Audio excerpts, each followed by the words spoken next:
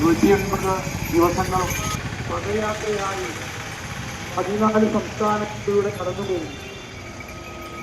ഈ പവിത്രമായ ഈ മണ്ണിലൂടെ സംരക്ഷണത്തിന് മഹത്വം ഉയർത്തിക്കൊണ്ട് സ്വാമികൾ നയിക്കുന്ന യാത്ര കന്യാകുമാരി വിവേകാനന്ദ മണ്ഡപത്തിൽ അവസാനിക്കുന്ന രീതിയിൽ 2025 മാർച്ച് 27 കന്യാകുമാരി വിവേകാനന്ദ മണ്ഡപത്തിൽ സമാപിക്കുന്ന രീതിയിലുള്ള യാത്രയാണ് ഈ വഴിയിലൂടെ കടന്നു വരുന്നത്.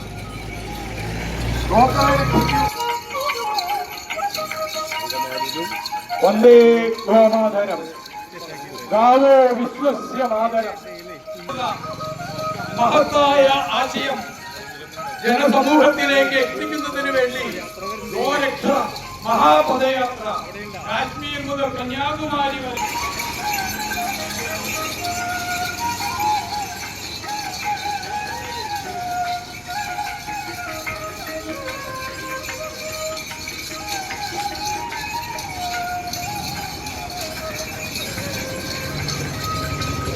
ഈ വഴിയിലൂടെ കടന്നു വരുന്നത്.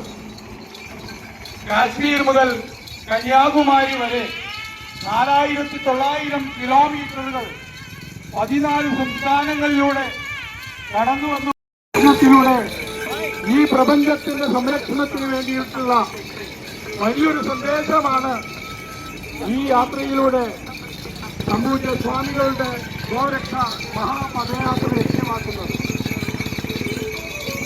ഈ പ്രപഞ്ചത്തെയും നിലനിൽപ്പിന് ആധാരമായിട്ടുള്ള ശക്തി കുടികൊള്ളുന്നത് ഗോമാതാക്കളിലാണ് എന്ന മഹത്തായ സന്ദേശത്തെ സാക്ഷാത്കരിക്കുന്നതിന് വേണ്ടി മഹാഗോരക്ഷ മഹാപദയാത്ര ജമ്മു കാശ്മീരിലെ ശ്രീനഗറിലെ ശ്രീ ശങ്കരാചാര്യ ക്ഷേത്രത്തിൽ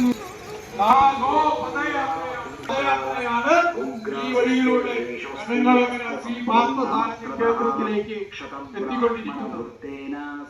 പ്രകൃതിയുടെ സംപൂജ്യ ബാലകൃഷ്ണ സ്വാമികൾ നയിക്കുന്ന ഈ പവിത്രമായിട്ടുള്ള പദയാത്രയാണ് ഈ പാർത്ഥസാരഥി ക്ഷേത്രത്തിലേക്ക് എത്തിച്ചേർന്നുകൊണ്ടിരിക്കുന്നത്.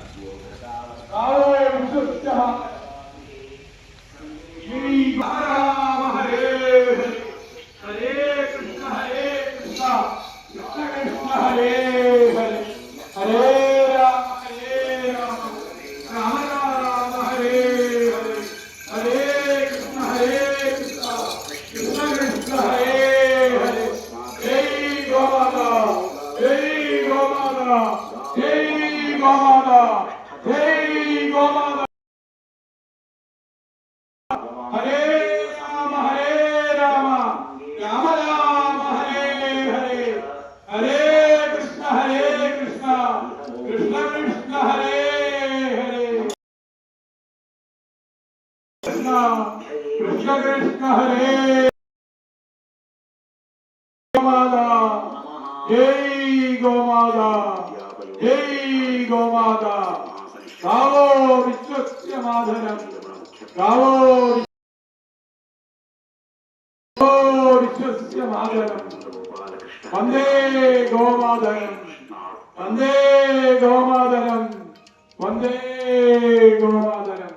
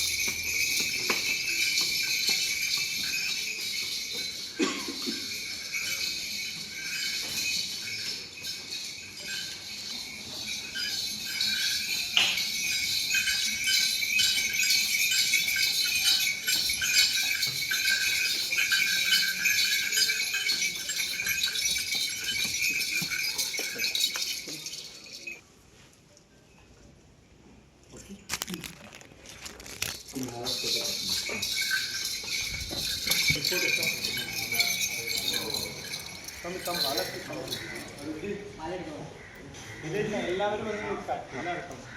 എല്ലാവർക്കും ഇതൊരു ഫോട്ടോ എടുക്കാം. എല്ലാവരും ബാക്കിൽ देवीदास जी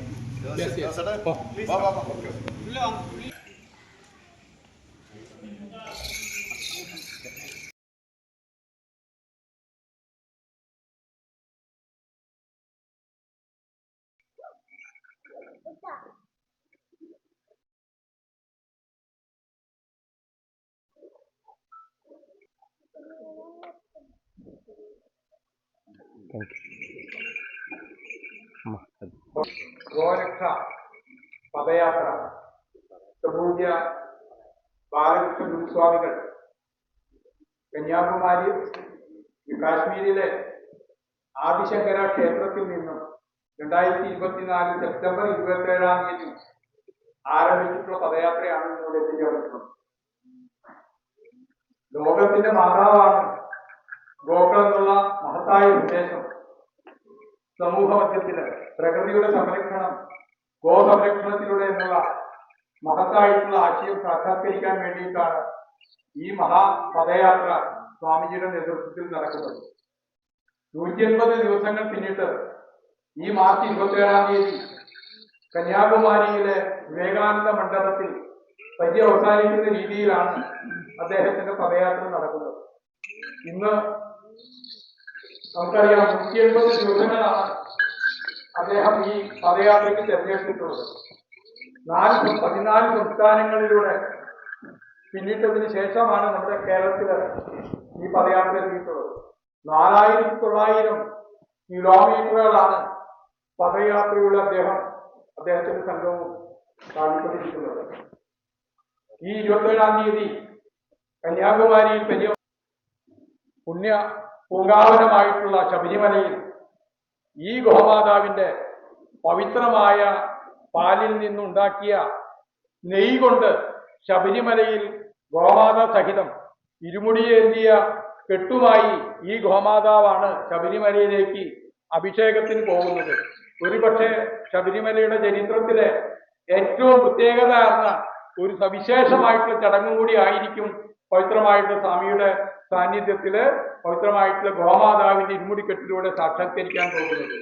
അതിനുമുള്ള ഒരു ഭാഗ്യവും കൂടിയാണ് കേരളത്തിലെ പവിത്രമായിട്ടുള്ള ഈ യാത്രയിലൂടെ നമുക്ക് ലഭിക്കുന്നതെന്ന് കാണാൻ കഴിയും. ഗോസംരക്ഷണം എന്നുള്ളത് മാതൃഹത്യക്ക് തുല്യമാണ്. ഗോഹത്യ എന്നുള്ള വലിയൊരു സന്ദേശമാണ് സ്വാമിയുടെ പദയാത്രയുടെ ലക്ഷ്യം.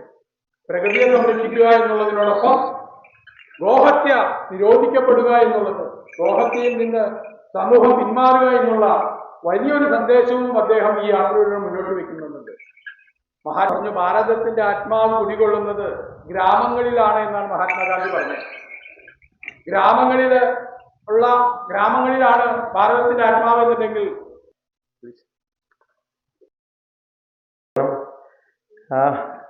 happy to see all of you in Kerala, Kodakkara, Sri Devidas ji and Saji ji, RSS and Sunil Kumar ji. Happy to see all of you to save cow, to save earth. Myself, Balakrishna Goswami, coming from Kashmir. This is the 157th day. 4,450 above kilometers I walked till now. For our Gomata, this name is Riddhi Gomata. It is accompanied with us from past 157 days. We reached Kanyakumari on March 27th. There is a big program in March 27th. All India Goseva Vibhagam, Ajit Mahapatra ji and Annamalai ji also coming. We are trying to invite Surya Gopi ji on the occasion. So can you please cooperate for that program, Devidas ji and all of you. So, Undu Maharaji, please. Miss you, see. So, Ellarku, thank you. Please, Devidas ji, he told just now, Matru Saman. See, he told just now, Malayalam I don't know. But Matru Hatya, if you slaughter our Matru, Ma.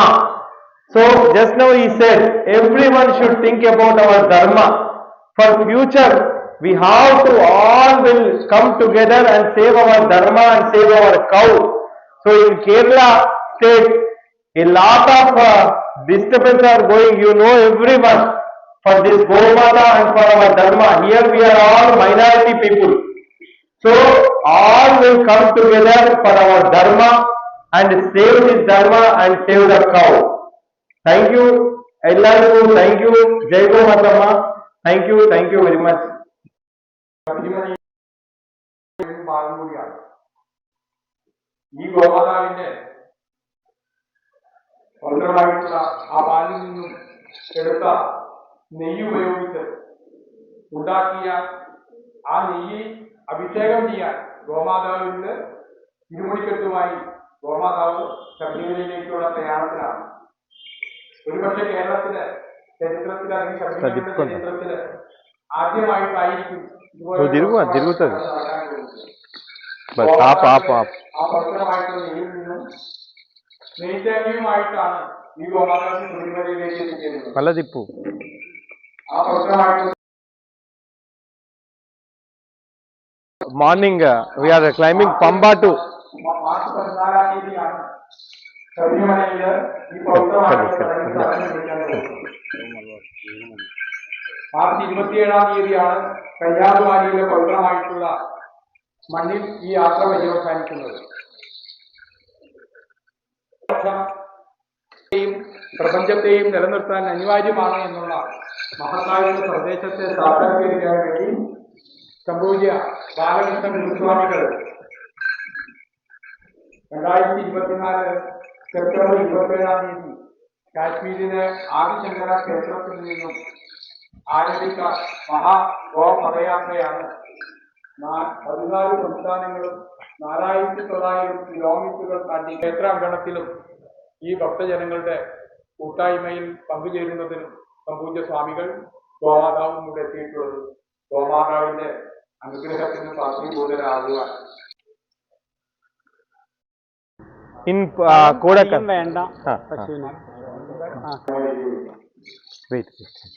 ഗോരക്ഷ എന്ന മഹത്തായ ആശയവുമായി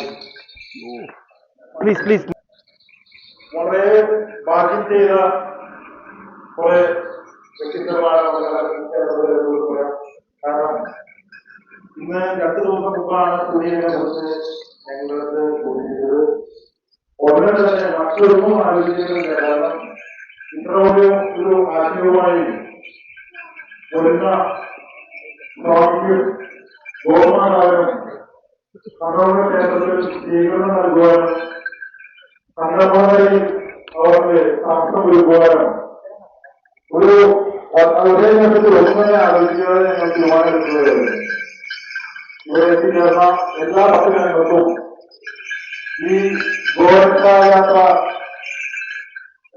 പങ്കെടുത്തുകൊണ്ട് വരുന്ന സ്വാമിമാർക്കും മറ്റെല്ലാവർക്കും കണ്ണൂർ ക്ഷേത്രത്തിലുള്ള സുഹൃത്തിനെ അറിയിച്ചുകൊണ്ട് നിർത്തുന്നു. കല്ലൂരാണ് അദ്ദേഹത്തിന്റെ വീട്. ശങ്കരനാരായണ ക്ഷേത്രത്തിന്റെ എതിർവശത്താണ്. അദ്ദേഹവും ഈ പഞ്ചഗവി ചികിത്സയിലെ വലിയ രീതിയിൽ ഗവേഷണങ്ങളുമൊക്കെ നടത്തി അനവധി രീതിയിലുള്ള വലിയ പ്രവർത്തനം നിർവഹിക്കുന്ന മറന്നു വ്യക്തിയാണ്. പിന്നെ ശ്രീ ജയജിലാൽജി, ഇങ്ങനെ എല്ലാവരും പറയുകയാണെങ്കിൽ കുറെ പേര് ആ പ്രവർത്തന രംഗത്തുണ്ട്. നമ്മുടെ കൊടയനയില് ഈ ഒരു വലിയ പരിവർത്തനത്തിന് പഞ്ചഗവി ചികിത്സ എന്നുള്ള വലിയ പരിവർത്തനത്തിന് സാധ്യമാകുന്ന ഒരു പ്രവർത്തനത്തിന് നേതൃത്വം കൊടുക്കുന്ന ആളുകളാണ് ഇതൊക്കെ. നമുക്കും അതിന്റെ ഭാഗമായി മാറാൻ ഏകദേശം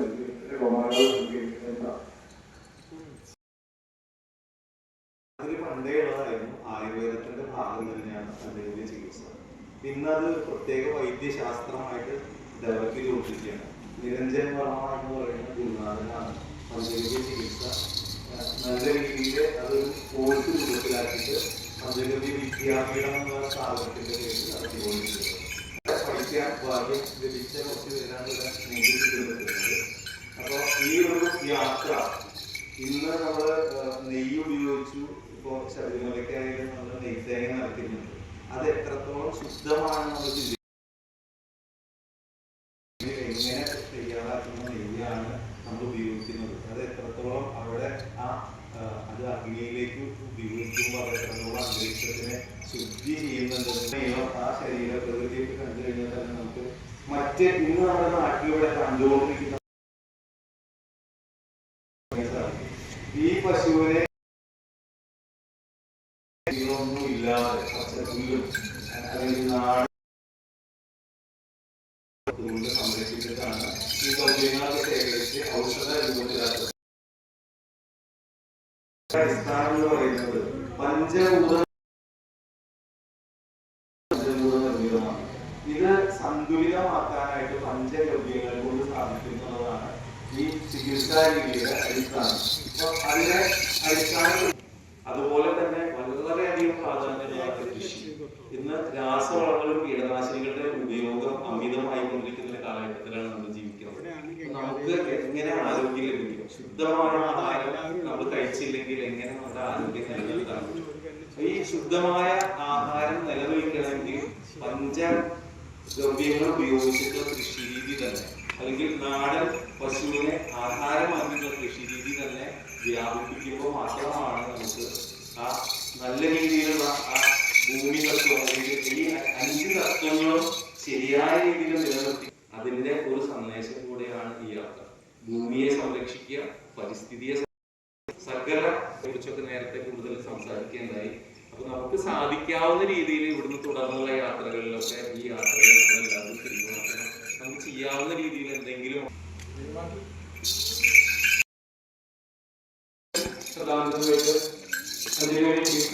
ചെയ്യുന്നു. അതോടൊപ്പം തന്നെ ഈ ചികിത്സ പഠിപ്പിക്കുന്ന ഒരു ഗുരുകുലം കൂടി നടത്തുന്നുണ്ട്. ഇന്ന് വളരെ സിമ്പിളായിട്ട് ഏത് രോഗത്തിന് നമുക്ക് തുടർച്ച നീക്കാൻ പറ്റുന്ന ഒരു ചികിത്സാ രീതിയാണ് പഞ്ചഗവ്യ ചികിത്സാ രീതി. ആയുർവേദത്തിൽ 3000 സൂത്രങ്ങളുണ്ടെങ്കിൽ അതിൽ 1500 പശുവായിട്ട് ബന്ധപ്പെട്ടതാണ്. ഒരുപാട് മരുന്നുകൾ പശുവിന്റെ ഗവ്യങ്ങൾ ഉപയോഗിച്ചാണ് ശുദ്ധി ചെയ്യുന്നത്. അപ്പൊ ആയുർവേദത്തിന്റെ ബേസ് തന്നെയാണ് പഞ്ചഗവ്യം. ഇന്ന് എങ്ങനെയോ അത് കൈമാറി പോയി. അപ്പൊ അത് തുടർന്ന് ഇനി നമ്മുടെ സമൂഹത്തില് ഈ ചികിത്സ ചെയ്യുന്ന വ്യക്തികളെ ഇന്ന് 140 കോടി ജനങ്ങളുണ്ടെങ്കിൽ ആകെ 4 കോടി താഴെ പശുക്കളുള്ളൂ.